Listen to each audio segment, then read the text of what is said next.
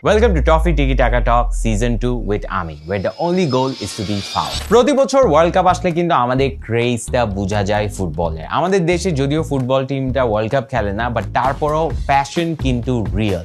Brazil আর Argentina নিয়ে সবাই কথা বলে, বাট এই লোকটা যার বয়স 72 ইয়ার্স, তিনি একটা 7.5 কিলোমিটার লম্বা জার্মানি ফ্ল্যাগ বানায়। ইয়েস, জার্মানির ফ্ল্যাগ। যদিও উনার হয়তো জমিটা লাগবে না কিছুদিন পর, but the love for football is very real. যদিও ওয়ার্ল্ড কাপের শুরুতে সবাই খুব প্যাশনেটলি একটা টিমকে সাপোর্ট করে যে না আমি ব্রাজিল, তারপর 3 ম্যাচ হওয়ার পর ওরা বুঝতে পারে যে টিম চেঞ্জ করার টাইম হয়ে গেছে। যেটাই তাদের রাইভাল টিমের অপোনেন্ট হয় ওইটাই হয়ে যায় তাদের টিম। আমি আলজেরিয়ার সাপোর্টার, আমি ব্রাজিল না, আমি এখন আর্জেন্টিনার সাপোর্টার। ভাই লয়াল থাকেন, আপনি একটা টিম নিয়ে লয়াল না, আপনার রিলেশনশিপে কিভাবে লয়াল থাকবেন? একজন আর্জেন্টিনা ফ্যান স্বপ্নে দেখছে যে গরুর ভুসি খাইলে নাকি আর্জেন্টিনা ওয়ার্ল্ড কাপ জিতবে, এন্ড উনি অ্যাকচুয়ালি এটা খাইছে। আই গেস আমরা ওনাকে আর্জেন্টিনার সবচেয়ে বড় ফ্যান হিসেবে ভূষিত করতে পারি। ভাগ্য ভালো উনি ভুসি খাওয়ার স্বপ্ন দেখছে, ইনজেকশনটা দেখে নাই, বিকজ গরুর ইনজেকশন নিলে উনার কি অবস্থা হইতো ভাই। এদিকে নরওয়েন এমবেসি কিন্তু খেপে গেছে ব্রাজিল আর আর্জেন্টিনার ফ্যান্ডম দেখে বাংলাদেশে। ওরা ডিসাইড করছে যে ওরা ফ্যান্স বাংলাদেশ থেকে রিক্রুট করবে, বিকজ ওরা জানে যে টাকা দিলে বাংলাদেশ থেকে ফ্যান ইজিলি রিক্রুট করা যায়। এদিকে এক চাচাকে জিজ্ঞেস করা হয় ওনার ফেভারিট প্লেয়ার কে, উনি বলছে মেসি। তারপর ওনাকে জিজ্ঞেস করা হয় মেসির বাড়ি কোথায়। মেসির বাড়ি কোথায়? মেসির বাড়ি বরিশাল। উনি বলছে বরিশাল। হোলসাম, বাট চাচা কাম অন, মেসির একটা স্ট্যান্ডার্ড রাখতেন। I am not even mad about the fact that উনি বলছে মেসি বাংলাদেশ থেকে। আমার জাস্ট খারাপ লাগছে উনি বলছে বরিশাল থেকে। বরিশাল, অন্য কত ডিস্ট্রিক্ট ছিল, বরিশালে কেন বলতে হয়েছে? চিটং বলতেন, ঢাকা বলতেন, তাও মেনে নিতাম। বরিশাল, মেসি, চাচা। আরে চাচা, আপনি কি কখনো মেসিকে খেতার গাড়তে নিয়ে ঢাকায় আসতে দেখছেন? বাট ফুটবল আমাদের প্যাশনের জায়গা, এন্ড এটা সারা জীবন থাকবে, কারণ এটা জেনারেশনের পর জেনারেশন প্যাস হইতে থাকবে। আমার দাদা আর্জেন্টিনা সাপোর্ট করতো দেখে আমার দাদার নাতিও আর্জেন্টিনা সাপোর্ট করবে। যদিও আমি একটা খারাপ নাতি ছিলাম, তাই আমি ব্রাজিল সাপোর্ট করি।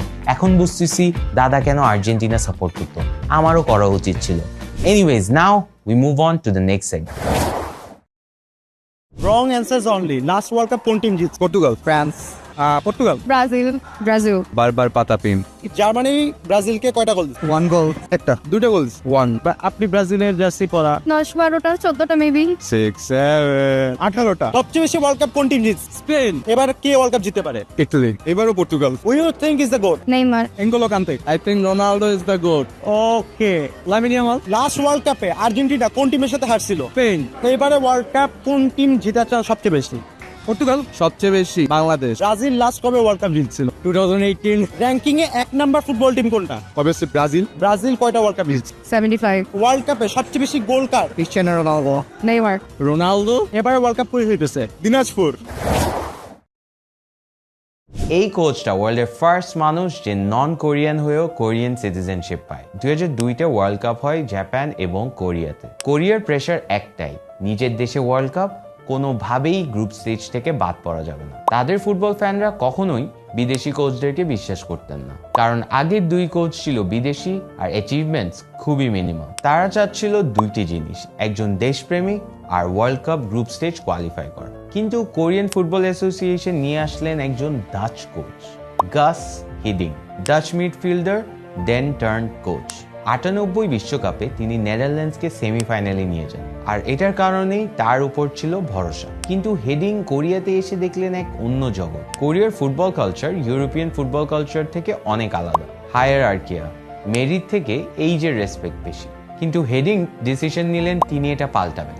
সাথে সাথে শুরু করলেন ছাঁটাই এবং এইজ ভুলে ফোকাস করলেন পিওর স্কিলসে। আর এটার কারণে অনেক সিনিয়র প্লেয়ার্স বাদ পড়ে গেলেন। কোরিয়ান ফুটবল অ্যাসোসিয়েশনের জিনিসটা একদম পছন্দ হয় না, বাট উনি উনার ডিসিশনে স্টিক করেন। সেই সময়ের কম্প্যারিজনে কোরিয়ান টিমটা একটু আনফিট ছিল।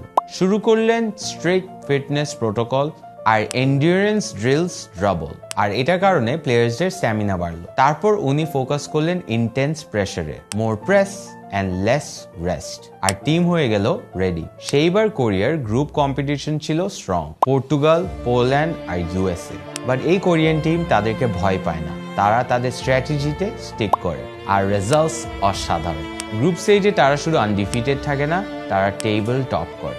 2-0 এগেন্স্ট পোল্যান্ড, 1-0 এগেন্স্ট পর্তুগাল আর ইউএস এর সাথে ড্র করে।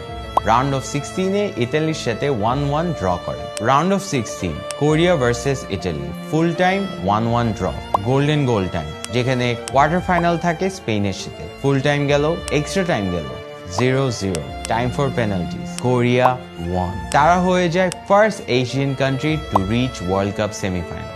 The same people যারা তার স্ট্র্যাটেজিকে কোয়েশ্চেন করে started loving him and it was extremely effective. তারপর semifinals, opponent Germany got the lead and Korea পারলো না স্কোর করতে। 75th minute German midfielder Michael বলকের হেডারে হলো গোল, যেতে পারলো না ফাইনালসে। তারপর তারা খেললো থার্ড প্লেসের জন্য টার্কির সাথে, হেরে যায়। Overall fourth place, the farthest for an Asian team. আর এভাবেই শেষ হলো কোরিয়ার ওয়ার্ল্ড কাপ যাত্রা। হিডিংকের এই আনবিটেবল রানের জন্য তাকে শুধু ন্যাশনাল সিটিজেনশিপ দেয় না, তার নামে একটা স্টেডিয়াম করে ফেলে, একটা লিমুজিন দেয়, unlimited free first class flights, free insurance for life এবং আরো অনেক কিছু।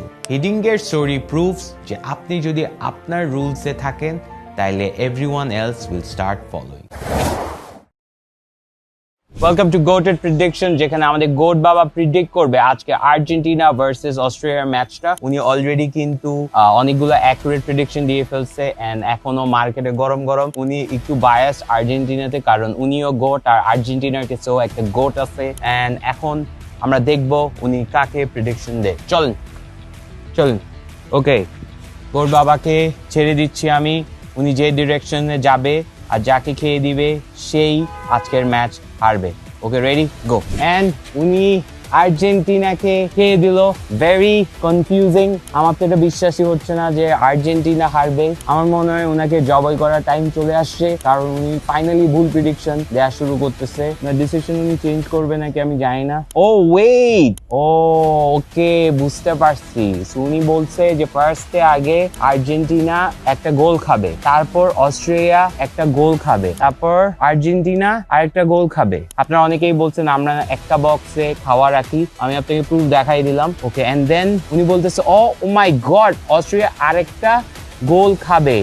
ওকে, বুঝতে পারছি। এটা একটা ইন্টেন্স গেম হবে, যেখানে আর্জেন্টিনা ফার্স্টে গোল খাবে, এরপর অস্ট্রেলিয়া গোল খাবে, এরপর আর্জেন্টিনা আবার গোল খাবে, এরপর অস্ট্রেলিয়া গোলটা খেয়ে গেমটা শেষ হবে।